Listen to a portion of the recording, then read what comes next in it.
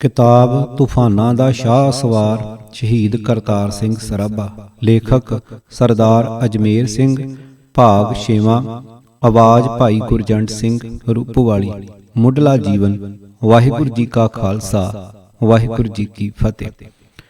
भाई करतार सिंह सराभा ਦਾ ਜਨਮ 24 ਮਈ 1896 ਨੂੰ ਲੁਧਿਆਣਾ ਜ਼ਿਲ੍ਹੇ ਦੇ ਪਿੰਡ ਸਰਾਭਾ ਵਿਖੇ ਸੱਦੇ ਪੱਤੀ ਦੇ ਸਰਦਾਰ ਬਦਨ ਸਿੰਘ ਦੇ ਖਾਨਦਾਨ ਵਿੱਚ ਹੋਇਆ। ਉਸ ਦੀ ਮਾਤਾ ਦਾ ਨਾਮ ਸਾਹਿਬ ਕੌਰ, ਪਿੰਡ ਮਹੋਲੀ, ਜ਼ਿਲ੍ਹਾ ਸੰਗਰੂਰ, ਤੇ ਪਿਤਾ ਦਾ ਨਾਮ ਸਰਦਾਰ ਮੰਗਲ ਸਿੰਘ ਸੀ। ਸਰਦਾਰ ਮੰਗਲ ਸਿੰਘ ਸਰਦਾਰ ਬਦਨ ਸਿੰਘ ਦਾ ਜੇਠਾ ਪੁੱਤਰ ਸੀ। ਕਰਤਾਰ ਸਿੰਘ ਦੀ ਇੱਕ ਵੱਡੀ ਭੈਣ ਸੀ ਜਿਸ ਦਾ ਨਾਂ ਧਨ ਕੌਰ ਸੀ। ਉਸ ਦਾ ਵਿਆਹ ਪਿੰਡ ਰਾਜੋਆਣਾ ਵੱਡਾ ਦੇ ਸਰਦਾਰ ਹੁਕਮ ਸਿੰਘ ਨਾਲ ਹੋਇਆ। ਬੀਬੀ ਧਨ ਕੌਰ ਦੀ ਕੁੱਖ ਤੋਂ 3 ਬੀਬੀਆਂ ਤੇ ਇੱਕ ਕਾਕਾ ਸਰਦਾਰ ਬਚਨ ਸਿੰਘ ਪੈਦਾ ਹੋਏ। ਜਦ ਲੁਧਿਆਣੇ 5 ਮਾਰਚ 1957 ਨੂੰ ਸਰਦਾਰ ਪ੍ਰਤਾਪ ਸਿੰਘ ਕੈਰੋਂ ਨੇ ਭਾਈ ਕਰਤਾਰ ਸਿੰਘ ਸਰਾਭਾ ਦੇ ਬੁੱਤ ਦਾ ਉਦਘਾਟਨ ਕੀਤਾ ਤਾਂ ਬੀਬੀ ਧਨ ਕੌਰ ਨੇ ਉੱਥੇ ਆਪਣੇ ਛੋਟੇ ਵੀਰੇ ਦੀ ਯਾਦ ਵਿੱਚ ਬਹੁਤ ਭਾਵ ਭਿੰਨੀ ਤਕਰੀਰ ਕੀਤੀ ਸੀ। ਪੰਜਾਬ ਸਰਕਾਰ ਨੇ ਬੀਬੀ ਨੂੰ ਸਿਰਫ 15 ਰੁਪਏ ਮਹੀਨਾ ਪੈਨਸ਼ਨ ਦੇਣ ਦਾ ਐਲਾਨ ਕੀਤਾ ਸੀ। ਬੀਬੀ ਜੀ ਦਸੰਬਰ 1961 ਵਿੱਚ ਅਕਾਲ ਚਲਾਣਾ ਕਰ ਗਏ। ਕਰਤਾਰ ਸਿੰਘ ਅਜੇ ਮਸਾਂ 5 ਕੁ ਸਾਲਾਂ ਦਾ ਸੀ ਜਦੋਂ ਬਦਕਿਸਮਤੀ ਨਾਲ ਉਸ ਦੇ ਪਿਤਾ ਜੀ 1901 ਈਸਵੀ ਵਿੱਚ ਸਵਰਗਵਾਸ ਹੋ ਗਏ। ਪਿਤਾ ਜੀ ਦੀ ਮੌਤ ਤੋਂ 7 ਕੁ ਸਾਲਾਂ ਦੇ ਵਕਫੇ ਬਾਅਦ ਉਸ ਦੇ ਮਾਤਾ ਜੀ ਵੀ ਬਿਮਾਰੀ ਦੀ ਵਜ੍ਹਾ ਕਰਕੇ ਸਦੀਵੀ ਵਿਛੋੜਾ ਦੇ ਗਏ। ਮਾਂ ਤੇ ਬਾਪ ਦਾ ਸਾਇਆ ਸਿਰ ਤੋਂ ਉੱਠ ਜਾਣ ਤੋਂ ਬਾਅਦ ਕਰਤਾਰ ਸਿੰਘ ਦੇ ਦਾਦੇ ਸਰਦਾਰ ਬਦਨ ਸਿੰਘ ਨੇ ਆਪਣੇ ਪੋਤਰੇ ਨੂੰ ਪੂਰੇ ਲਾੜ ਪਿਆਰ ਨਾਲ ਪਾਲਿਆ ਅਤੇ ਉਸ ਅੰਦਰ ਉੱਤਮ ਇਨਸਾਨੀ ਗੁਣ ਭਰਨ ਵੱਲ ਉਚੇਚਾ ਧਿਆਨ ਦਿੱਤਾ। Directory of the Ghadar movement ਨਾਮੀ ਸਰਕਾਰੀ ਦਸਤਾਵੇਜ਼ ਵਿੱਚ ਸਰਦਾਰ ਬਦਨ ਸਿੰਘ ਬਾਰੇ ਇਹ ਦਰਜ ਹੈ, ਪਿੰਡ ਸਰਾਭਾ, ਜ਼ਿਲ੍ਹਾ ਲੁਧਿਆਣਾ ਦਾ ਬਦਨ ਸਿੰਘ ਕਰਤਾਰ ਸਿੰਘ ਦਾ ਦਾਦਾ ਹੈ। ਉਹ ਇਨਕਲਾਬੀ ਲਹਿਰ ਦਾ ਹਮਦਰਦ ਹੈ ਅਤੇ ਕਿਹਾ ਜਾਂਦਾ ਹੈ ਕਿ ਉਸਨੇ ਹੀ ਆਪਣੇ ਪੋਤਰੇ ਨੂੰ ਖੁੱਲੀ ਹਿੰਸਾ ਲਈ ਉਕਸਾਇਆ ਸੀ। ਇਸ ਤਰ੍ਹਾਂ ਸਮਝਿਆ ਜਾ ਸਕਦਾ ਹੈ ਕਿ ਸਰਦਾਰ ਬਦਨ ਸਿੰਘ ਗੁਰਸਿੱਖ ਹੋਣ ਦੇ ਨਾਤੇ ਸਿੱਖ ਆਦਰਸ਼ਾਂ ਵਿੱਚ ਨਿਸ਼ਠਾ ਰੱਖਦਾ ਸੀ ਅਤੇ ਕੁਦਰਤੀ ਤੌਰ ਤੇ ਉਸਨੇ ਕਰਤਾਰ ਸਿੰਘ ਨੂੰ ਬਚਪਨ ਵਿੱਚ ਇਹਨਾਂ ਆਦਰਸ਼ਾਂ ਦੀ ਪਾਣ ਚਾੜ ਦਿੱਤੀ ਸੀ। ਕਰਤਾਰ ਸਿੰਘ ਦੀ ਮਾਤਾ ਜੀ ਦਾ ਨਾਮ ਸਾਹਿਬ ਕੌਰ ਹੋਣਾ ਉਸ ਦੇ ਨਾਨਕੇ ਪਰਿਵਾਰ ਦੇ ਸਿੱਖੀ ਪਿਆਰ ਵਿੱਚ ਰੰਗੇ ਹੋਣ ਦੀ ਸ਼ਾਦੀ ਭਰਦਾ ਹੈ। ਗੁਰਸਿੱਖ ਪਰਿਵਾਰ ਵਿੱਚ ਜਨਮੇ ਤੇ ਧਾਰਮਿਕ ਮਾਹੌਲ ਵਿੱਚ ਵੱਡੇ ਹੋਏ ਬੱਚੇ ਦੇ ਮਨ ਅੰਦਰ ਸਹਿਜ ਭਾਹੀ ਧਾਰਮਿਕ ਪਿਆਰ ਤੇ ਸ਼ਰਧਾ ਦੇ ਬੀਜ ਬੀਜੇ ਜਾਂਦੇ ਹਨ, ਜਿਹੜੇ ਯੋਗ ਮੌਕੇ ਤੇ ਪੁੰਗਰ ਪੈਂਦੇ ਹਨ। 1 ਸਦੀ ਪਹਿਲਾਂ ਜਦੋਂ ਅਜੇ ਸਾਡੇ ਸਮਾਜ ਅੰਦਰ ਆਧੁਨਿਕ ਵਿਚਾਰਾਂ ਦਾ ਬੋਲਬਾਲਾ ਨਹੀਂ ਹੋਇਆ ਸੀ ਅਤੇ ਸਿੱਖ ਮਾਪਿਆਂ ਦੇ ਮਨ ਵਿਗਿਆਨਵਾਦ ਤੇ ਤਰਕਸ਼ੀਲਤਾ ਦੀ ਲਾਗ ਤੋਂ ਸੁਰਖਰੂ ਸਨ, ਉਦੋਂ ਬੱਚੇ ਦਾਦੇ ਦਾਦੀਆਂ ਕੋਲੋਂ ਗੁਰੂਆਂ ਬਾਰੇ ਸਾਖੀਆਂ ਸੁਣ ਕੇ ਅਤੇ ਗੁਰਪੁਰਬਾਂ ਮੌਕੇ ਸੱਜਣ ਵਾਲੇ ਦੀਵਾਨਾਂ ਚੋਂ ਵੀਰ ਗਥਾਵਾਂ ਸਰਵਣ ਕਰਕੇ ਸਿੱਖ ਜੁਝਾਰੂ ਵਿਰਸੇ ਤੋਂ ਸਹਿਜ ਭਾਹੀ ਜਾਣੂ ਹੋ ਜਾਂਦੇ ਸਨ। ਇਸ ਤਰ੍ਹਾਂ ਉਹਨਾਂ ਅੰਦਰ ਸਿੱਖ ਸੰਸਕਾਰਾਂ ਦੀ ਮਜ਼ਬੂਤ ਬੁਨਿਆਦ ਟਿਕ ਜਾਂਦੀ ਸੀ। ਸਰਦਾਰ ਬਦਨ ਸਿੰਘ ਦਾ ਪਰਿਵਾਰ ਚੰਗਾ ਸਰਦਾ ਪੁੱਜਦਾ ਤੇ ਪੜ੍ਹਿਆ ਲਿਖਿਆ ਸੀ। ਪੰਜਾਬ ਵਿੱਚ ਖਾਲਸਾ ਰਾਜ ਦਾ ਅੰਤ ਹੋਣ ਤੋਂ ਬਹੁਤ ਚਿਰ ਪਹਿਲਾਂ ਹੀ ਅੰਗਰੇਜ਼ਾਂ ਨੇ ਆਪਣੇ ਰਾਜ ਦੀ ਹੱਦ ਸਤਲੁਜ ਦਰਿਆ ਤੱਕ ਵਧਾ ਲਈ ਸੀ। ਬਸਤੀਵਾਦੀ ਹਾਕਮਾਂ ਨੇ ਯੁੱਧ ਨੀਤਕ ਖਿਆਲ ਨਾਲ ਲੁਧਿਆਣੇ ਫੌਜੀ ਛਾਉਣੀ ਕਾਇਮ ਕਰ ਲਈ ਸੀ। ਇਸ ਦੇ ਨਾਲ ਹੀ ਈਸਾਈ ਮਿਸ਼ਨਰੀਆਂ ਨੇ ਆਪਣੀਆਂ ਸਰਗਰਮੀਆਂ ਸ਼ੁਰੂ ਕਰ ਦਿੱਤੀਆਂ ਸਨ। ਈਸਾਈ ਮਤ ਦੇ ਪ੍ਰਚਾਰ ਲਈ ਉਹਨਾਂ ਨੇ ਸਿੱਖਿਆ ਵੱਲ ਵਿਸ਼ੇਸ਼ ਧਿਆਨ ਦਿੱਤਾ। ਗੁਰਮੁਖੀ ਦਾ ਛਾਪਾਖਾਨਾ ਲੁਧਿਆਣੇ ਸਥਾਪਿਤ ਕੀਤਾ ਗਿਆ। ਈਸਾਈ ਮਿਸ਼ਨਰੀਆਂ ਨੇ ਪੰਜਾਬੀ ਦੀ ਵਿਆਕਰਣ ਛਾਪੀ ਤੇ ਇਸ ਤੋਂ ਇਲਾਵਾ ਹੋਰ ਬਹੁਤ ਸਾਰੀ ਪ੍ਰਚਾਰ ਸਮੱਗਰੀ ਛਾਪ ਕੇ ਵੰਡਣੀ ਸ਼ੁਰੂ ਕੀਤੀ। ਅੰਗਰੇਜ਼ ਸਰਕਾਰ ਨੇ ਆਪਣੀਆਂ ਬਸਤੀਵਾਦੀ ਪ੍ਰਬੰਧਕੀ ਲੋੜਾਂ ਪੂਰੀਆਂ ਕਰਨ ਲਈ ਦੇਸੀ ਵਸੋਂ ਵਿੱਚੋਂ ਇੱਕ ਪੜ੍ਹਿਆ ਲਿਖਿਆ ਵਰਗ ਪੈਦਾ ਕਰਨ ਦੀ ਯੁੱਧ ਨੀਤਕ ਪਹੁੰਚ ਅਪਣਾਈ ਸੀ। ਉਹਨਾਂ ਨੇ 19ਵੀਂ ਸਦੀ ਦੇ ਦੂਸਰੇ ਅੱਧ ਵਿੱਚ ਪਿੰਡਾਂ ਤੋਂ ਲੈ ਕੇ ਸ਼ਹਿਰਾਂ ਤੱਕ ਅਲੱਗ-ਅਲੱਗ ਦਰਜੇ ਦੇ ਸਕੂਲ ਖੋਲ੍ਹ ਦਿੱਤੇ ਸਨ। ਲੁਧਿਆਣਾ ਵਿੱਚ ਸਭ ਤੋਂ ਪਹਿਲਾਂ ਮਿਸ਼ਨ ਹਾਈ ਸਕੂਲ ਬਣਿਆ। ਇਸ ਤਰ੍ਹਾਂ ਲੁਧਿਆਣਾ ਸ਼ਹਿਰ ਤੇ ਇਸ ਦੇ ਆਸ-ਪਾਸ ਦੇ ਪਿੰਡਾਂ ਵਿੱਚੋਂ ਕਾਫੀ ਲੋਕ ਪੜ੍ਹ ਲਿਖ ਕੇ ਚੰਗੇ ਸਰਕਾਰੀ ਅਹੁਦਿਆਂ ਤੇ ਪਹੁੰਚ ਗਏ ਸਨ। ਕਈਆਂ ਨੇ ਸਰਕਾਰੀ ਠੇਕੇਦਾਰੀ ਜਾਂ ਹੋਰਨਾਂ ਕਾਰੋਬਾਰਾਂ ਵਿੱਚੋਂ ਚੋਖੀਆਂ ਕਮਾਈਆਂ ਕਰ ਲਈਆਂ ਸਨ। ਭਾਈ ਕਰਤਾਰ ਸਿੰਘ ਦੇ 3 ਚਾਚੇ ਸਰਦਾਰ ਬਿਸ਼ਨ ਸਿੰਘ, ਡਾਕਟਰ ਵੀਰ ਸਿੰਘ ਤੇ ਸਰਦਾਰ ਬਖਸ਼ੀਸ਼ ਸਿੰਘ ਪੜ੍ਹੇ ਲਿਖੇ ਤੇ ਸਰਕਾਰੀ ਨੌਕਰ ਸਨ। ਇਸ ਕਰਕੇ ਕਰਤਾਰ ਸਿੰਘ ਦੇ ਦਾਦੇ ਸਮੇਤ ਉਸ ਦੇ ਚਾਚਿਆਂ ਦੀ ਇਹ ਤਮੰਨਾ ਸੀ ਕਿ ਉਹ ਵੀ ਪੜ੍ਹ ਲਿਖ ਕੇ ਕਿਸੇ ਚੰਗੇ ਸਰਕਾਰੀ ਅਹੁਦੇ ਉੱਤੇ ਪਹੁੰਚੇ, ਖੇਤੀਬਾੜੀ ਵਿੱਚ ਨਾ ਪਵੇ। ਦਾਦਾ ਜੀ ਨੇ ਮੁੱਢ ਤੋਂ ਹੀ ਕਰਤਾਰ ਸਿੰਘ ਦੇ ਮਨ ਅੰਦਰ ਖੇਤੀਬਾੜੀ ਕਰਨ ਨਾਲੋਂ ਪੜ੍ਹਨ ਦੀ ਰੁਚੀ ਤੇ ਲਗਨ ਪੈਦਾ ਕਰਨ ਵੱਲ ਉਚੇਚਾ ਧਿਆਨ ਦਿੱਤਾ। ਕਰਤਾਰ ਸਿੰਘ ਦੀ ਮੁੱਢਲੀ ਪੜ੍ਹਾਈ ਉਸ ਵਕਤ ਸਰਾਭਾ ਪਿੰਡ ਅੰਦਰ ਪ੍ਰਾਇਮਰੀ ਤੱਕ ਦਾ ਹੀ ਸਕੂਲ ਸੀ। ਇਸ ਕਰਕੇ ਬਾਲ ਕਰਤਾਰ ਸਿੰਘ ਨੇ ਪ੍ਰਾਇਮਰੀ ਤੱਕ ਦੀ ਪੜ੍ਹਾਈ ਪਿੰਡ ਦੇ ਹੀ ਸਕੂਲ ਤੋਂ ਕੀਤੀ। ਇਸ ਤੋਂ ਬਾਅਦ ਉਹ ਕਿਹੜੇ-ਕਿਹੜੇ ਸਕੂਲਾਂ ਵਿੱਚੋਂ ਪੜ੍ਹਿਆ, ਇਸ ਬਾਰੇ ਪੂਰੀ ਸਹੀ ਜਾਣਕਾਰੀ ਨਹੀਂ ਮਿਲਦੀ। ਅਲੱਗ-ਅਲੱਗ ਸੂਤਰਾਂ ਤੋਂ ਮਿਲਦੀ ਜਾਣਕਾਰੀ ਕਾਫੀ ਸਵੈ ਵਿਰੋਧਾਂ ਤੇ ਉਲਝਣਾਂ ਭਰੀ ਹੈ। ਕਿਸੇ ਵੀ ਸਕੂਲ ਤੋਂ ਕੋਈ ਪ੍ਰਮਾਣਿਕ ਸਬੂਤ ਨਾ ਮਿਲਣ ਕਰਕੇ ਪੂਰੇ ਯਕੀਨ ਨਾਲ ਕੁਝ ਵੀ ਕਹਿਣਾ ਸੰਭਵ ਨਹੀਂ ਹੈ। ਫਿਰ ਵੀ ਕੁਝ ਕੁ ਤੱਥ ਅਜਿਹੇ ਹਨ ਜਿਨ੍ਹਾਂ ਨੂੰ ਕਿੰਤੂ ਰਹਿਤ ਮੰਨਿਆ ਜਾ ਸਕਦਾ ਹੈ।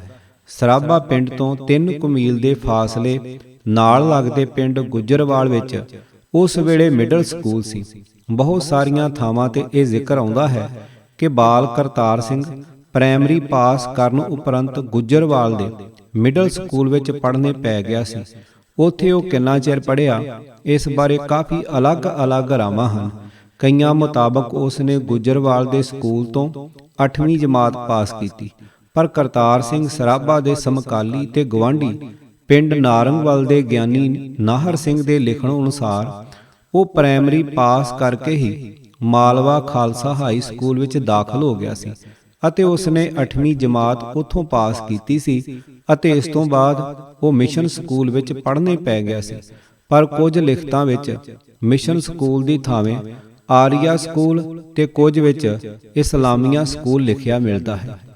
ਜ਼ਿਆਦਾਤਰ ਲਿਖਤਾਂ ਵਿੱਚ ਇਹ ਜ਼ਿਕਰ ਆਉਂਦਾ ਹੈ ਜਦੋਂ ਉਹ 7ਵੀਂ ਜਮਾਤ ਵਿੱਚ ਹੋ ਗਿਆ ਤਾਂ ਉਸ ਦੇ ਚੰਚਲ ਮਨ ਅੰਦਰ ਇਹ ਫੁਰਨਾ ਆਇਆ ਕਿ ਕੱਲੀ ਜਮਾਤ ਪਾਸ ਕਰਨ ਦੀ ਥਾਵੇਂ ਕਿਉਂ ਨਾ ਛਾਲ ਮਾਰ ਕੇ 2 ਜਮਾਤਾਂ ਅੱਗੇ ਲੰਘਿਆ ਜਾਵੇ।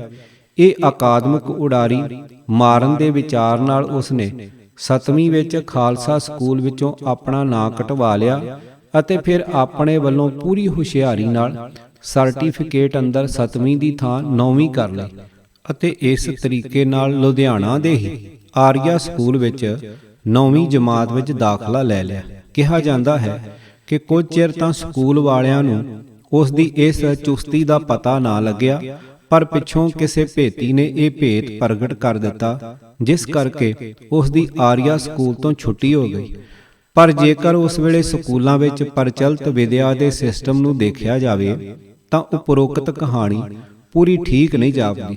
ਉਸ ਵੇਲੇ ਸਕੂਲ ਪੱਧਰ ਦੀ ਵਿਦਿਆ ਦਾ ਪੈਟਰਨ ਇਹ ਸੀ ਕਿ 8ਵੀਂ ਤੱਕ ਸਾਰੀ ਵਿਦਿਆ ਵਰਨੈਕੂਲਰ ਯਾਨੀ ਕਿ ਸਥਾਨਕ ਭਾਸ਼ਾ ਵਿੱਚ ਹੀ ਦਿੱਤੀ ਜਾਂਦੀ ਸੀ, ਜਿਸ ਕਰਕੇ 8ਵੀਂ ਜਮਾਤ ਨੂੰ ਵਰਨੈਕੂਲਰ ਫਾਈਨਲ ਕਿਹਾ ਜਾਂਦਾ ਸੀ।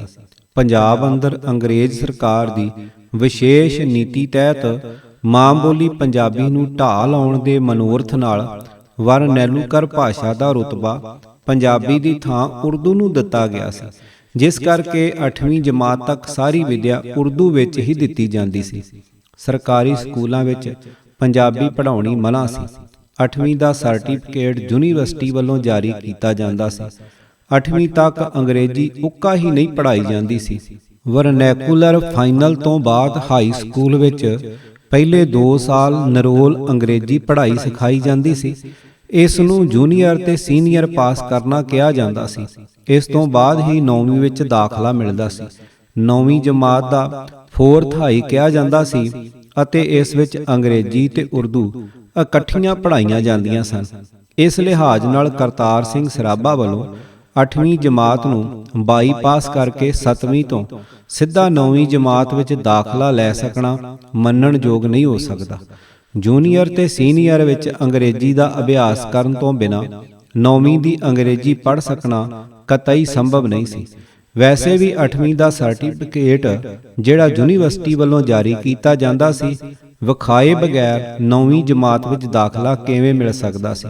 ਇਸ ਕਰਕੇ ਵੱਧ ਸੰਭਾਵਨਾ ਇਹ ਹੈ ਕਿ ਕਰਤਾਰ ਸਿੰਘ ਨੇ ਖਾਲਸਾ ਸਕੂਲ ਤੋਂ ਜੂਨੀਅਰ ਅਤੇ ਸੀਨੀਅਰ ਪਾਸ ਕਰ ਲੈਣ ਤੋਂ ਬਾਅਦ 9ਵੀਂ ਜਮਾਤ ਚੋਂ ਆਪਣਾ ਨਾਂ ਕਟਵਾ ਕੇ ਹੱਥ ਨਾਲ 9ਵੀਂ ਦੀ ਥਾਂ 10ਵੀਂ ਕਰ ਲਿਆ ਹੋਵੇਗਾ ਅਤੇ ਇਸ ਆਧਾਰ ਤੇ ਇਸਲਾਮੀਆ ਸਕੂਲ ਕਰਤਾਰ ਸਿੰਘ ਸਰਾਭਾ ਦੇ ਪਰਿਵਾਰਕ ਸੂਤਰਾਂ ਤੋਂ ਮਿਲੀ ਜਾਣਕਾਰੀ ਅਨੁਸਾਰ ਆਰੀਆ ਸਕੂਲ ਜਾਂ ਮਿਸ਼ਨ ਸਕੂਲ ਵਾਲੀ ਗੱਲ ਸਹੀ ਨਹੀਂ ਹੈ ਵਿੱਚ 10ਵੀਂ ਜਮਾਤ 'ਚ ਦਾਖਲਾ ਲੈ ਲਿਆ ਹੋਵੇਗਾ।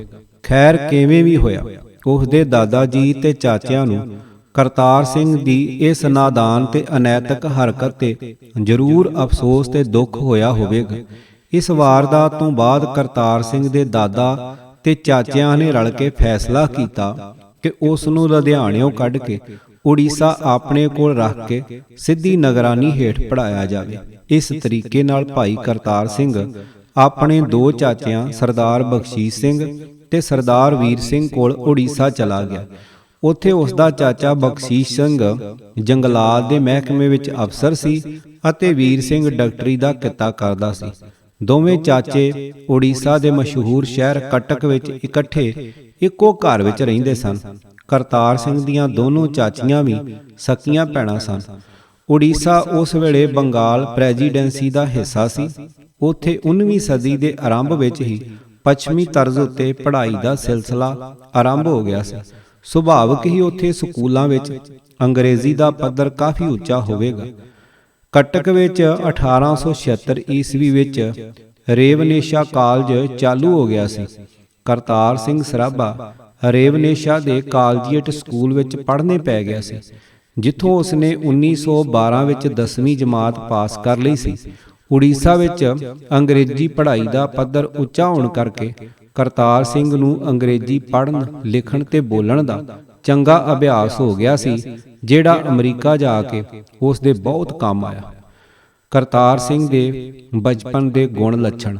ਕਰਤਾਰ ਸਿੰਘ ਸਰਾਭਾ ਦੇ ਸੰਗਰਾਮੀਏ ਸਾਥੀ ਗਿਆਨੀ ਹਰਭਜਨ ਸਿੰਘ ਚਮਿੰਡਾ ਦੇ ਦੱਸਣ ਅਨੁਸਾਰ ਕਰਤਾਰ ਸਿੰਘ ਪੜ੍ਹਾਈ ਵਿੱਚ ਐਡਾ ਹੁਸ਼ਿਆਰ ਨਹੀਂ ਸੀ। ਬਾਹਲਾ ਖੇਡਣ ਕੁੱਦਣ ਵਿੱਚ ਹੀ ਧਿਆਨ ਰੱਖਦਾ ਸੀ, ਪਰ ਇਸ ਦਾ ਬਾਬਾ ਇਸ ਨੂੰ ਬਹੁਤ ਘੱਟ ਝਿੜਕਦਾ ਹੁੰਦਾ ਸੀ। ਇਹ ਨਚੱਲਾ ਬਹਿਣਾ ਤਾਂ ਜਾਣਦਾ ਹੀ ਨਹੀਂ ਸੀ। ਇਸ ਵਿੱਚ ਬੜੀ ਫੁਰਤੀ ਤੇ ਚਲਾਕੀ ਸੀ। ਪਿੰਡ ਦੇ ਮੁੰਡੇ ਇਸ ਨੂੰ ਅਫਲਾਤੂ ਆਖਿਆ ਕਰਦੇ ਸਨ। ਯੂਨਾਨੀ ਭਾਸ਼ਾ ਵਿੱਚ ਚੁਸਤ ਚਲਾਕ ਆਦਮੀ ਨੂੰ ਅਫਲਾਤੂਨੀ ਤੇ ਜ਼ਿਆਦਾ ਗੱਲਾਂ ਕਰਨ ਵਾਲੇ ਨੂੰ ਅਫਲਾਤੂ ਕਿਹਾ ਜਾਂਦਾ ਹੈ। ਕਰਤਾਰ ਸਿੰਘ ਖੇਡਾਂ ਵਿੱਚ ਬੜਾ ਹੁਸ਼ਿਆਰ ਸੀ। ਉਹ ਸਕੂਲ ਵਿੱਚ ਹਾਕੀ ਖੇਡਦਾ ਸੀ। ਲੜਕਿਆਂ ਦਾ ਇਹ ਜਮਾਂਦਰੂ ਆਗੂ ਸੀ ਤੇ ਆਗੂਆਂ ਦੀਆਂ ਸਾਰੀਆਂ ਸਿਫਤਾਂ ਇਸ ਵਿੱਚ ਸਨ। ਇਹ ਤਰਤੀਬ ਡਿਸਪਲਿਨ ਵਿੱਚ ਬੜੀ ਸੋਹਣੀ ਰੱਖ ਸਕਦਾ ਸੀ। ਆਪਣਾ ਵੱਖਰਾ ਹੀ ਜਥਾ ਇਸ ਨੇ ਬਣਾਇਆ ਹੋਇਆ ਸੀ। ਸੁਭਾਅ ਦਾ ਬੜਾ ਹਾਸਮੁਖ ਤੇ ਮਸਕਰਾ ਸੀ। ਹਰ ਇੱਕ ਲੜਕਾ ਉਸ ਦਾ ਸੰਗੀ ਬਣਨ ਵਿੱਚ ਬੜਾ ਪ੍ਰਸੰਨ ਰਹਿੰਦਾ ਸੀ। ਕਰਤਾਰ ਸਿੰਘ ਦੇ ਚੰਚਲ ਸੁਭਾਅ ਦੀ ਪੁਸ਼ਟੀ ਕਈ ਸੋਮਿਆਂ ਤੋਂ ਹੁੰਦੀ ਹੈ। ਉਸ ਦੇ ਬਚਪਨ ਦੇ ਬੇਲੀਆਂ ਤੇ ਸਕੂਲ ਦੇ ਸਾਥੀਆਂ ਮੁਤਾਬਕ ਉਹ ਹਰ ਵੇਲੇ ਟੱਪੂ ਕਰਦਾ ਰਹਿੰਦਾ ਸੀ, ਜਿਸ ਕਰਕੇ ਉਸ ਦੇ ਸਹਿਪਾਠੀਆਂ ਨੇ ਉਸ ਦਾ ਨਾਂ ਉੱਡਣਾ ਸੱਪ ਪਾਇਆ ਹੋਇਆ ਸੀ।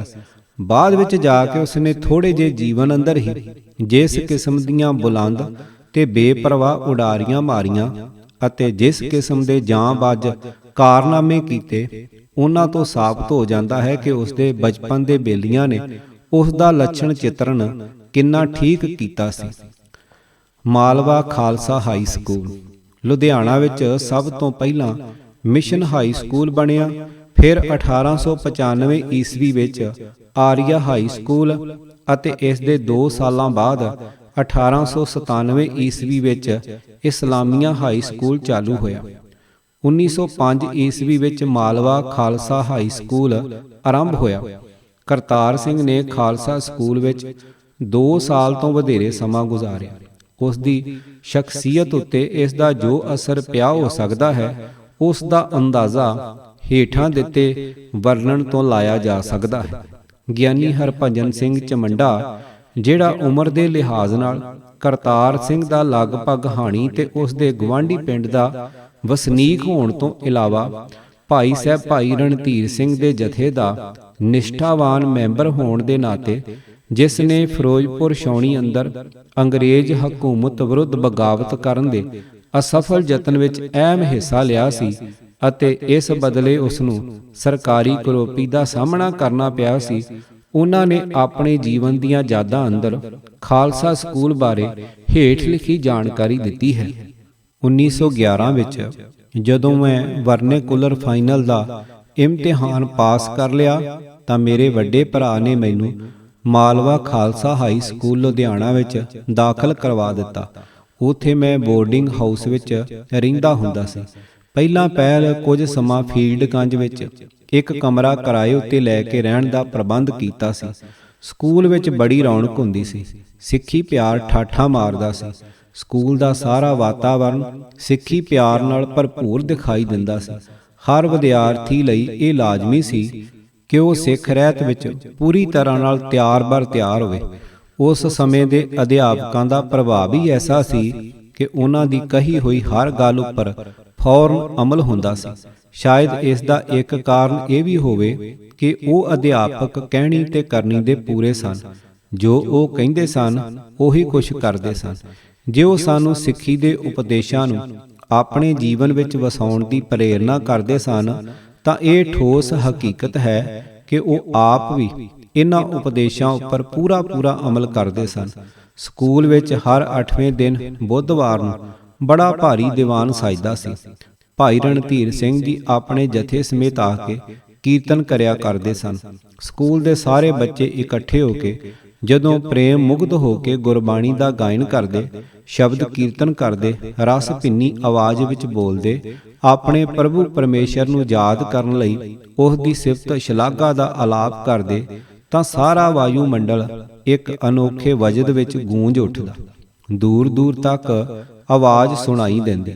ਇਸ ਤਰ੍ਹਾਂ ਮੈਨੂੰ ਵੀ ਕੀਰਤਨ ਕਰਨ ਦਾ ਸ਼ੌਂਕ ਹੋ ਗਿਆ। 1914 ਵਿੱਚ ਮੈਂ ਭਾਈ ਰਣਧੀਰ ਸਿੰਘ ਦੇ ਜਥੇ ਕੋਲੋਂ ਅੰਮ੍ਰਿਤ ਛਕਿਆ। 9ਵੀਂ ਜਮਾਤ ਵਿੱਚ ਜਾ ਕੇ ਮੈਂ ਸਕੂਲ ਜਾਣਾ ਛੱਡ ਦਿੱਤਾ ਕਿਉਂਕਿ ਜਥੇ ਦੇ ਨਾਲ ਰਹਿਣ ਦਾ ਪੱਕਾ ਫੈਸਲਾ ਕਰ ਲਿਆ। ਇੱਕ ਹੋਰ ਜਗ੍ਹਾ ਗਿਆਨੀ ਹਰਭਜਨ ਸਿੰਘ ਚਮੰਡਾ ਨੇ ਖਾਲਸਾ ਸਕੂਲ ਦੇ ਵਾਤਾਵਰਣ ਦੀ ਤਸਵੀਰ ਇਸ ਤਰ੍ਹਾਂ ਪੇਸ਼ ਕੀਤੀ ਹੈ। ਇਸ ਸਕੂਲ ਦਾ ਵਾਤਾਵਰਣ ਸਿੱਖੀ ਪਿਆਰ, ਸਿੱਖੀ ਉਪਦੇਸ਼ ਤੇ ਸਿੱਖੀ ਰਹਿਤ ਮਰਜ਼ਾਦਾ ਨਾਲ ਭਰਪੂਰ ਸੀ। ਸਕੂਲ ਦੇ ਬੱਚਿਆਂ ਨੂੰ ਹਰ ਰੋਜ਼ ਸਿੱਖ ਇਤਿਹਾਸ ਦੀਆਂ ਕਹਾਣੀਆਂ ਸੁਣਾਈਆਂ ਜਾਂਦੀਆਂ ਸਨ। ਸ਼ਹੀਦੀ ਘਟਨਾਵਾਂ ਨੂੰ ਬਿਆਨ ਕੀਤਾ ਜਾਂਦਾ। ਗੁਰਮਤਿ ਸੰਬੰਧੀ ਪੂਰੀ ਜਾਣਕਾਰੀ ਦਿੱਤੀ ਜਾਂਦੀ। ਸਕੂਲ ਦੇ ਬੋਰਡਿੰਗ ਵਿੱਚ ਰਹਿਣ ਵਾਲੇ ਹਰ ਵਿਦਿਆਰਥੀ ਲਈ ਅੰਮ੍ਰਿਤ ਵੇਲੇ ਉੱਠਣਾ ਤੇ ਇਸ਼ਨਾਨ ਕਰਨਾ ਜ਼ਰੂਰੀ ਹੁੰਦਾ ਸੀ। ਫਿਰ ਸਾਰੇ ਬੋਰਡਰਜ਼ ਇਕੱਠੇ ਹੋ ਕੇ ਗੁਰਦੁਆਰੇ ਜਾਂਦੇ। ਢੋਲਕੀਆਂ ਚਿਮਟਿਆਂ ਨਾਲ ਸ਼ਬਦ ਕੀਰਤਨ ਕਰਦੇ, ਜੋਟੀਆਂ ਦੇ ਸ਼ਬਦ ਪੜ੍ਹਦੇ, ਮਸਤੀ ਵਿੱਚ ਆ ਕੇ ਰਸ ਭਿੰਨੇ ਕੀਰਤਨ ਦੇ ਆਨੰਦ ਮਾਣਦੇ। ਕੀਰਤਨ ਦੀ ਸਮਾਪਤੀ ਦੇ ਉਪਰੰਤ ਗੁਰਵਾਕ ਲਿਆ ਜਾਂਦਾ, ਅਰਦਾਸ ਕੀਤੀ ਜਾਂਦੀ। ਇਹ ਸਾਰਾ ਪ੍ਰੋਗਰਾਮ ਵਿਦਿਆਰਥੀ ਆਪ ਆਪਣੇ ਸ਼ੌਂਕ ਨਾਲ ਨਿੱਤ ਕਰਦੇ। ਸਭਨਾਂ ਲਈ ਸਿੱਖੀ ਰਹਿਤ ਵਿੱਚ ਤਿਆਰ-ਬਰ ਤਿਆਰ ਰਹਿਣਾ ਜ਼ਰੂਰੀ ਸੀ। ਅਰੇਬ ਕਛਹਿਰਾ ਪਹਿਨਣਾ, ਗਾਤਰਾ ਕਿਰਪਾਨ ਰੱਖਣੀ ਤੇ ਕੇਸਾਂ ਨੂੰ ਸਤਿਕਾਰ ਵਜੋਂ ਢੱਕ ਕੇ ਰੱਖਣਾ। ਕਮਰੇ ਵਿੱਚੋਂ ਨੰਗੇ ਸਿਰ ਬਾਹਰ ਨਿਕਲਣਾ ਭਾਰੀ ਅਵੱਗਿਆ ਸਮਝੀ ਜਾਂਦੀ ਸੀ। ਇਸ ਤਰ੍ਹਾਂ ਰਹਿਰਾਸ ਦੇ ਮੌਕੇ ਗੁਰਦੁਆਰੇ ਵਿੱਚ ਫਿਰ ਦੀਵਾਨ ਸਜਣਾ। ਗਿਆਨੀ ਨਾਹਰ ਸਿੰਘ ਜੀ, ਜਿਨ੍ਹਾਂ ਨੇ ਗਿਆਨੀ ਚਮੰਡਾ ਜੀ ਹੋਰਾਂ ਵਾਂਗ ਹੀ ਭਾਰਤ ਅੰਦਰ ਅੰਗਰੇਜ਼ ਸਰਕਾਰ ਦਾ ਤਖਤਾ ਪਲਟਣ ਦੀ ਅਸਫਲ ਕੋਸ਼ਿਸ਼ ਕਰਨ ਵਿੱਚ ਕਰਤਾਰ ਸਿੰਘ ਸਰਾਭਾ ਦਾ ਡਟਵਾਂ ਸਾਥ ਦਿੱਤਾ ਸੀ ਅਤੇ ਇਸ ਦੇ ਬਦਲੇ ਕਈ ਸਾਲ ਜੇਲ੍ਹਾਂ ਅੰਦਰ ਕਸ਼ਟਮਈ ਜੀਵਨ ਗੁਜ਼ਾਰਿਆ ਸੀ, ਨੇ ਵੀ ਮਾਲਵਾ ਖਾਲਸਾ ਸਕੂਲ ਬਾਰੇ ਹੇਠ ਲਿਖੀ ਜਾਣਕਾਰੀ ਦਿੱਤੀ ਹੈ। ਖਾਲਸਾ ਜੰਗ ਮੈਨਜ਼ ਲੀਗ ਖਾਲਸਾ ਭੁਜੰਗੀ ਸਭਾ ਲੁਧਿਆਣਾ 1885 ਈਸਵੀ ਵਿੱਚ ਕਾਇਮ ਹੋਈ। ਖਾਲਸਾ ਹਾਈ ਸਕੂਲ ਲੁਧਿਆਣਾ ਦੇ ਜਾਰੀ ਚਾਲੂ ਹੋਣ ਤੋਂ ਪਹਿਲਾਂ ਸਿੱਖ ਲੜਕੇ ਬਹੁਤੇ ਮਿਸ਼ਨ ਹਾਈ ਸਕੂਲ ਵਿੱਚ ਹੀ ਪੜ੍ਹਿਆ ਕਰਦੇ ਸਨ। ਸੋ ਖਾਲਸਾ ਭੁਜੰਗੀ ਸਭਾ ਦਾ ਜ਼ੋਰ ਤੋਰ ਵੀ ਇਸੇ ਮਿਸ਼ਨ ਸਕੂਲ ਵਿੱਚ ਹੀ ਸੀ। ਜਦੋਂ ਖਾਲਸਾ ਸਕੂਲ ਲੁਧਿਆਣਾ ਦੇ ਖੁੱਲ੍ਹਣ ਦੇ ਖਿਆਲ ਤੇ ਉਦਮ ਆਰੰਭ ਹੋਣ ਲੱਗੇ, ਉਸ ਯਤਨ ਤੇ ਪ੍ਰੇਰਨਾ ਵਿੱਚ ਇਸ ਭੁਜੰਗੀ ਸਭਾ ਦਾ ਖਾਸ ਹਿੱਸਾ ਸੀ। ਆਪਣੇ ਜ਼ਮਾਨੇ ਵਿੱਚ ਇਸ ਸਭਾ ਦੀ ਹਸਤੀ ਪੰਥ ਪ੍ਰਸਿੱਧ ਸੀ। ਪੰਥਕ ਇਕੱਠਾਂ ਵਿੱਚ ਇਸ ਦੇ ਪ੍ਰਤੀਨਿਧਾਂ ਨੂੰ ਖਾਸ ਤੌਰ ਪਰ ਬੁਲਾਇਆ ਜਾਂਦਾ ਸੀ ਤੇ ਹਰ ਪੰਥਕ ਮਾਮਲੇ ਵਿੱਚ ਇਹ ਸਭਾ ਹਿੱਸਾ ਲੈਂਦੀ ਸੀ। ਖਾਲਸਾ ਹਾਈ ਸਕੂਲ ਖੁੱਲ੍ਹ ਜਾਣਪੁਰ ਸਭਾ ਦਾ ਸਭ ਜ਼ੋਰ ਤੋਰ ਖਾਲਸਾ ਸਕੂਲ ਵਿੱਚ ਹੀ ਹੋ ਗਿਆ। ਸਕੂਲ 18 ਨਵੰਬਰ 1908 ਈਸਵੀ ਨੂੰ ਜਾਰੀ ਹੋਇਆ। 1909 ਤੋਂ ਲੈ ਕੇ 1914 ਤੱਕ ਭਾਈ ਸਾਹਿਬ ਰਣਧੀਰ ਸਿੰਘ ਜੀ ਸਭਾ ਦੇ ਹਫ਼ਤਾਵਾਰੀ ਦੀਵਾਨ ਜੋ ਐਤਵਾਰ ਤੇ ਬੁੱਧਵਾਰ ਨੂੰ ਹੋਇਆ ਕਰਦੇ ਸਨ, ਉਹਨਾਂ ਵਿੱਚ ਕੀਰਤਨ ਕਰਿਆ ਕਰਦੇ ਤੇ ਗੁਰੂ ਨਾਨਕ ਦੇਵ ਜੀ ਤੇ ਸ੍ਰੀ ਗੁਰੂ ਦਸ਼ਮੇਸ਼ ਜੀ ਦੇ ਅਵਤਾਰ ਪੁਰਬਾਂ ਸਮੇਂ ਨਗਰ ਕੀਰਤਨ ਵਿੱਚ ਸ਼ਾਮਲ ਹੁੰਦੇ ਤੇ ਅਖੰਡ ਪਾਠ ਕਰਦੇ। ਸਕੂਲ ਵਿੱਚ ਬਹੁਤ ਵਾਰ ਗੁਰਪੁਰਬਾਂ ਤੇ ਸਮਾਗਮਾਂ ਪਰ ਅੰਮ੍ਰਿਤ ਪ੍ਰਚਾਰ ਹੋਏ, ਜਿਨ੍ਹਾਂ ਵਿੱਚ ਭਾਈ ਸਾਹਿਬ ਵੀ ਸ਼ਾਮਲ ਹੁੰਦੇ ਰਹੇ। ਜੋ ਨਜ਼ਾਰੇ ਇਹਨਾਂ ਕੀਰਤਨ ਮੰਡਲਾਂ, ਨਗਰ ਕੀਰਤਨ ਦੇ ਸਮਿਆਂ, ਅਖੰਡ ਪਾਠਾਂ ਤੇ ਅੰਮ੍ਰਿਤ ਪ੍ਰਚਾਰ ਦੇ ਸਮਾਗਮਾਂ ਸਮੇਂ ਦੇਖਣ ਵਿੱਚ ਆਏ ਤੇ ਜੋ ਕੌਤਕ ਵਰਤੇ, ਉਹਨਾਂ ਨੂੰ ਉਸ ਸਮੇਂ ਦੇ ਦੇਖਣ ਵਾਲੇ ਹੀ ਅਨੁਭਵ ਕਰ ਸਕਦੇ ਹਨ। ਇੱਥੇ ਲਫ਼ਜ਼ਾਂ ਵਿੱਚ ਉਹ ਵਰਣਨ ਨਹੀਂ ਕੀਤੇ ਜਾ ਸਕਦੇ। ਜਦ ਬੰਨੇ ਦੇ ਹਾਤੇ ਉਸ ਗੁਰਦੁਆਰੇ ਵਾਲੇ ਮਕਾਨ ਨੂੰ ਵੇਖੀਦਾ ਹੈ ਤਾਂ ਪੁਰਾਣੇ ਸਭ ਨਜ਼ਾਰੇ ਅੱਖਾਂ ਅੱਗੇ ਆ ਕੇ ਆਪਣੀ ਯਾਦ ਨੂੰ ਤਾਜ਼ਾ ਕਰਨ ਵਾਲੀ ਝਲਕ ਦਿਖਾ ਜਾਂਦੇ ਹਨ। ਇਨ੍ਹਾਂ ਸਾਰੇ ਦੀਵਾਨਾਂ ਤੇ ਗੁਰਪੁਰਬਾਂ ਦੀ ਕਾਰਵਾਈ ਦਾ ਮੁਕੰਮਲ ਰਿਕਾਰਡ ਇਤਿਹਾਸਕ ਤੌਰ ਪਰ ਰੱਖਿਆ ਗਿਆ ਸੀ। ਅਫਸੋਸ ਕਿ 1914-15 ਵਿੱਚ ਜੋ ਮੁਕੱਦਮਾ ਸਾਜ਼ਿਸ਼ ਲਾਹੌਰ ਸੰਬੰਧੀ ਫੜੋ ਫੜੀ ਹੋਈ, ਜਿਸ ਦੇ ਸਿਲਸਿਲੇ ਵਿੱਚ ਭਾਈ ਰਣਧੀਰ ਸਿੰਘ ਜੀ ਤੇ ਦਾਸ ਹੋਰ ਸੱਜਣਾ ਸਮੇਤ ਫੜੇ ਗਏ ਸਨ, ਭਾਵੇਂ ਉਹਨਾਂ ਕਾਰਵਾਈ ਵਾਲੇ ਰਜਿਸਟਰਾਂ ਵਿੱਚ ਕੋਈ ਵੀ ਅਜਿਹੀ ਗੱਲ ਭੈ ਭੀਤ ਕਰਨ ਵਾਲੀ ਨਹੀਂ ਸੀ, ਪਰ ਉਹ ਜ਼ਮਾਨਾ ਇਤਨਾ ਡਰ ਵਾਲਾ ਸੀ ਕਿ ਸਕੂਲ ਵਾਲਿਆਂ ਸਾਰੇ ਰਜਿਸਟਰ ਤੇ ਸਭ ਕਾਗਜ਼ ਪੱਤਰ ਹੀ ਅੱਗ ਦੀ ਭੇਟ ਕਰ ਦਿੱਤੇ। ਨਵੇਂ ਰਿਕਾਰਡ ਤੋਂ ਬਿਨਾਂ 1885 ਤੋਂ ਲੈ ਕੇ ਜੋ ਪੁਰਾਣਾ ਰਿਕਾਰਡ ਵੀ ਸੀ, ਉਹ ਸਭ ਸਾੜ ਦਿੱਤਾ ਗਿਆ। ਇਉਂ ਇਹ ਇੱਕ ਨਾਮ ਬਾਣੀ ਦੇ ਚਮਤਕਾਰਾਂ ਦਾ ਦਰਸਾਇਕ ਤੇ ਨੌਜਵਾਨਾਂ ਵਿੱਚ ਸਿੱਖੀ ਪ੍ਰੇਮ ਦੀ ਲਹਿਰ ਦਾ ਜਨਾਇਕ ਪੰਥਕ ਇਤਿਹਾਸ ਦਾ ਰਿਕਾਰਡ ਤਬਾਹ ਹੋ ਗਿਆ ਤੇ ਇਸ ਝੱਖੜ ਵਿੱਚ ਇਸ ਖਾਲਸਾ ਭੁਜੰਗੀ ਸਭਾ ਦਾ ਕੀਰਤਨ ਸੋਹਲਾ ਵੀ ਪੜਿਆ ਗਿਆ। ਖਾਲਸਾ ਸਕੂਲ ਦੇ ਇਨ੍ਹਾਂ ਉੱਪਰ ਦੱਸੇ ਸਮਾਗਮਾਂ ਵਿੱਚ ਜਿਨ੍ਹਾਂ ਭੁਜੰਗੀਆਂ ਅੰਮ੍ਰਿਤ ਛਕਿਆ, ਉਹਨਾਂ ਵਿੱਚ ਇੱਕ ਰੂਹ ਭਰ ਗਈ ਸੀ ਤੇ ਉਹਨਾਂ ਵਿੱਚੋਂ ਬਹੁਤਿਆਂ ਨੇ ਜਿੱਥੇ ਕਿਤੇ ਵੀ ਉਹ ਸਨ, ਅਕਾਲੀ ਲਹਿਰ ਸਮੇਂ ਜਥਾ ਸ਼ਕਤ ਪੰਥ ਸੇਵਾ ਕੀਤੀ। ਹੁਣ ਵੀ ਜਦੋਂ ਉਸ ਸਮੇਂ ਦੇ ਪੜ੍ਹਨ ਵਾਲੇ ਸੱਜਣ ਮਿਲਦੇ ਹਨ ਤਾਂ ਉਹ ਬੀਤ ਚੁੱਕੇ ਨਜ਼ਾਰੇ ਦੀ ਯਾਦ ਤਾਜ਼ਾ ਕਰਕੇ ਆਨੰਦਿਤ ਹੁੰਦੇ ਹਨ। ਅਫਸੋਸ ਇਸ ਗੱਲ ਦਾ ਹੈ ਕਿ ਜਿਸ ਗੁਰਦੁਆਰੇ ਵਿੱਚ ਇਹ ਕੌਤਕ ਵਰਤੇ, ਉਹ ਹੁਣ ਗੁਰਦੁਆਰਾ ਨਹੀਂ। ਉਸ ਸਮੇਂ ਸਕੂਲ ਕਮੇਟੀ ਭੁਜੰਗੀ ਸਭਾ ਨੂੰ ਕੁੱਲ 200 ਰੁਪਏ ਵਿੱਚ ਇਹ ਗੁਰਦੁਆਰੇ ਵਾਲਾ ਮਕਾਨ ਦਿੰਦੀ ਸੀ, ਕਿਉਂਕਿ ਉਹ ਇਹ ਸਾਰੀ ਬਿਲਡਿੰਗ ਵੇਚ ਕੇ ਸ਼ਹਿਰੋਂ ਬਾਹਰ, ਜਿੱਥੇ ਹੁਣ ਖਾਲਸਾ ਸਕੂਲ ਹੈ, ਉੱਥੇ ਖਾਲਸਾ ਸਕੂਲ ਦੀ ਇਮਾਰਤ ਬਣਾਉਣਾ ਚਾਹੁੰਦੀ ਸੀ। ਅਗਸਤ 1914 ਵਿੱਚ ਜੋ ਮੀਟਿੰਗ ਭੁਜੰਗੀ ਸਭਾ ਦੀ ਹੋਈ, ਉਸ ਵਿੱਚ ਇਹ ਸਵਾਲ ਪੇਸ਼ ਕੀਤਾ ਗਿਆ, ਪਰ ਦਾਸ ਦੀ ਸੰਮਤੀ ਤੋਂ ਬਿਨਾਂ ਬਾਕੀ ਸਭ ਨੇ ਇਹੋ ਕਿਹਾ ਕਿ ਸਕੂਲ ਦੇ ਬਾਹਰ ਆ ਜਾਣ ਕਰਕੇ ਹੁਣ ਸ਼ਹਿਰ ਵਿੱਚ ਗੁਰਦੁਆਰੇ ਦੀ ਲੋੜ ਨਹੀਂ। ਪਰ ਹੁਣ ਕਈ ਪ੍ਰੇਮੀ ਕਹਿੰਦੇ ਹਨ ਕਿ ਇਹ ਗਲਤੀ ਹੋਈ। ਖਾਲਸਾ ਜੰਗਮੈਨਜ਼ ਲੀਗ ਦੇ ਸਮਾਚਾਰ ਤਾਂ ਭਾਵੇਂ ਵਿਸ਼ੇਸ਼ ਹਨ, ਪਰ ਇੱਥੇ ਟੂਕ ਮਾਤਰ ਇਤਨਾ ਹੀ ਦੱਸਣਾ ਕਾਫੀ ਹੋਵੇਗਾ ਕਿ ਖਾਲਸਾ ਸਕੂਲ ਲੁਧਿਆਣਾ ਦੇ ਬਣਨ ਵਿੱਚ ਇਸ ਦੀ ਖਾਸ ਹਿੰਮਤ ਤੇ ਪ੍ਰੇਰਨਾ ਸੀ। 14 ਜੂਨ 1903 ਨੂੰ ਜੋ ਪੰਥ ਖਾਲਸੇ ਦਾ ਉਚੇਚਾ ਤੇ ਅਦੁੱਤੀ ਦੀਵਾਨ ਬੱਕਾਪੁਰ ਤਹਿਸੀਲ ਫਲੌਰ ਵਿੱਚ ਹੋਇਆ, ਉਸ ਵਿੱਚ ਇਸ ਭੁਜੰਗੀ ਸਭਾ ਦਾ ਜਥਾ ਬੜੇ ਜ਼ੋਰ ਸ਼ੋਰ ਨਾਲ ਸ਼ਾਮਲ ਹੋਇਆ। ਉਪਰੰਤ 1914-15 ਵਿੱਚ ਕਿਰਪਾਨ ਤੇ ਗੁਰਦੁਆਰਾ ਰਕਾਬਗੰਜ ਦੇ ਸਵਾਲਾਂ ਵਿੱਚ ਇਸ ਸਭਾ ਨੇ ਖਾਸ ਤੌਰ ਪਰ ਹਿੱਸਾ ਲਿਆ ਤੇ 30 ਮਈ 1914 ਨੂੰ ਗੁਰਦੁਆਰਾ ਰਕਾਬਗੰਜ ਸੰਬੰਧੀ ਲੰਗੇ ਮੰਡੀ ਲਾਹੌਰ ਵਿੱਚ ਹੋਏ ਦੀਵਾਨ ਵਿੱਚ ਇਸ ਦੇ ਪ੍ਰਤੀਨਿਧ ਸ਼ਾਮਲ ਹੋਏ ਸਨ।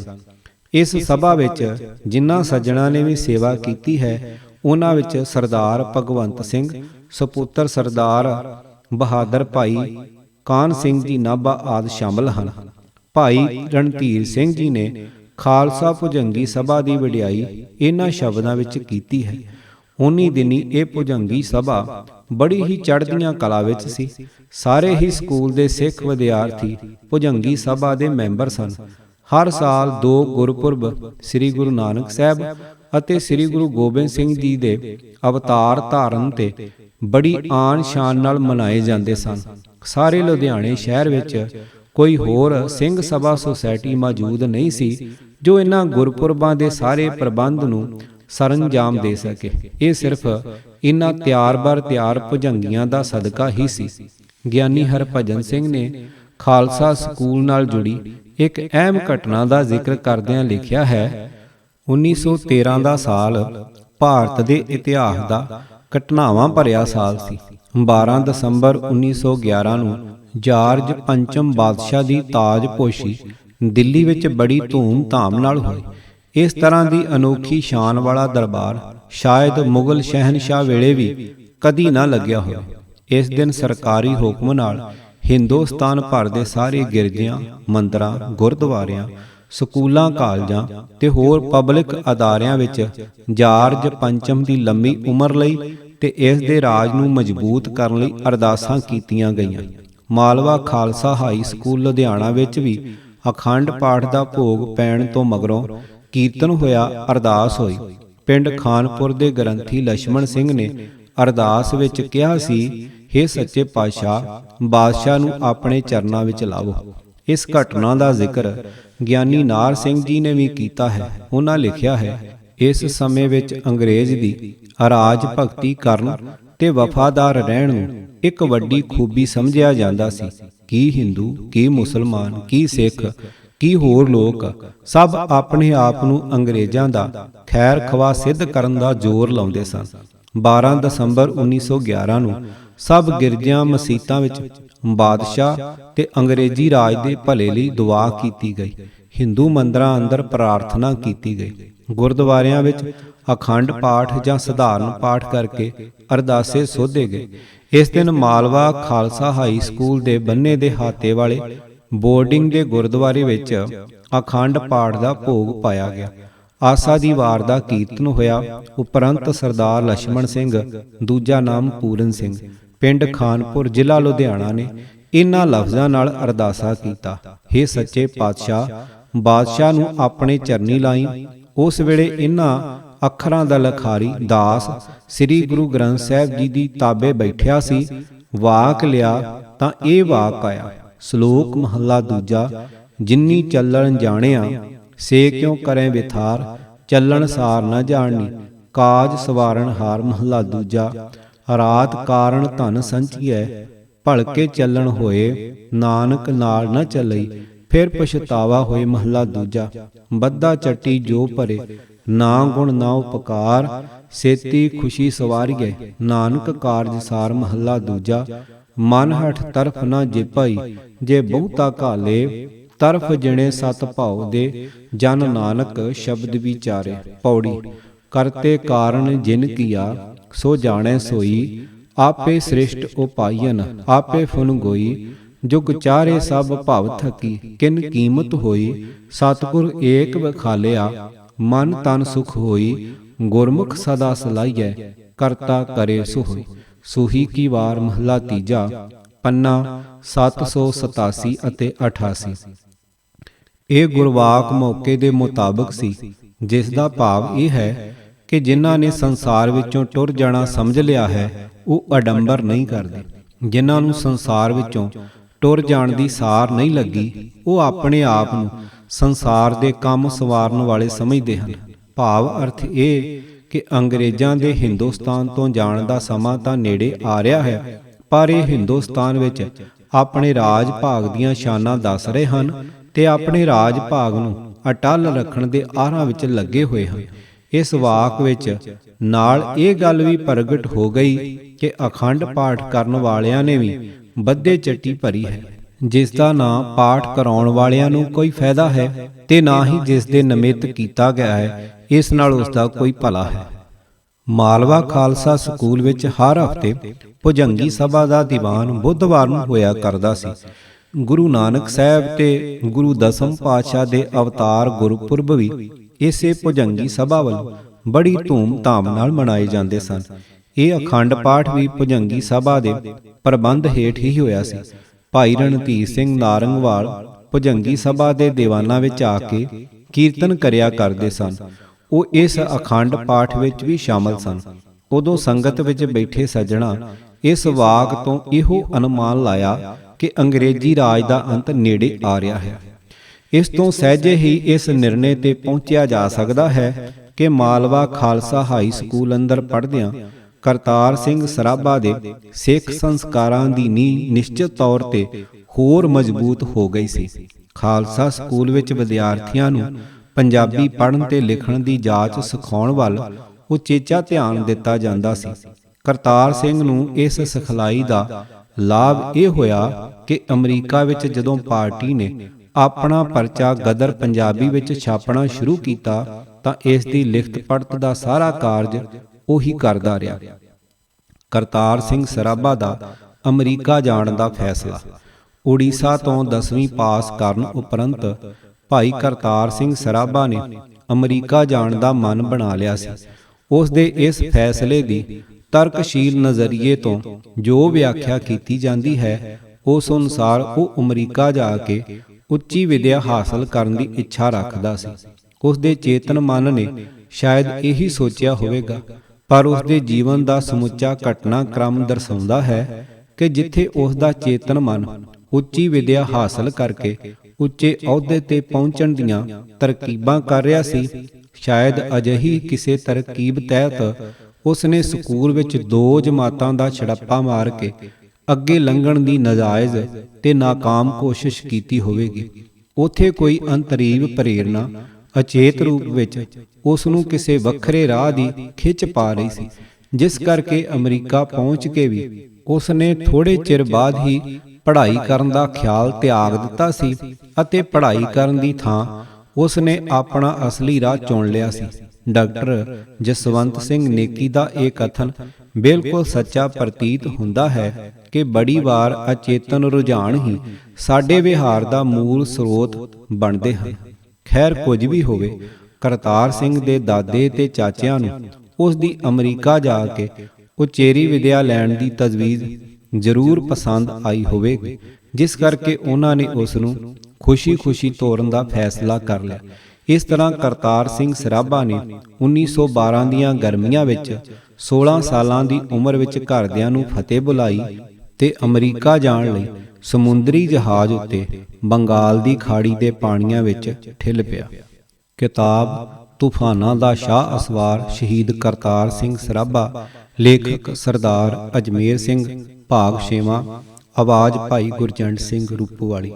ਪੂਰੀ ਕਿਤਾਬ ਸੁਣਨ ਵਾਸਤੇ YouTube ਚੈਨਲ ਗੁਰਜੰਟ ਸਿੰਘ ਰੂਪੋਵਾਲੀ ਦੇਖੋ। ਵਾਹਿਗੁਰੂ ਜੀ ਕਾ ਖਾਲਸਾ, ਵਾਹਿਗੁਰੂ ਜੀ ਕੀ ਫਤਿਹ।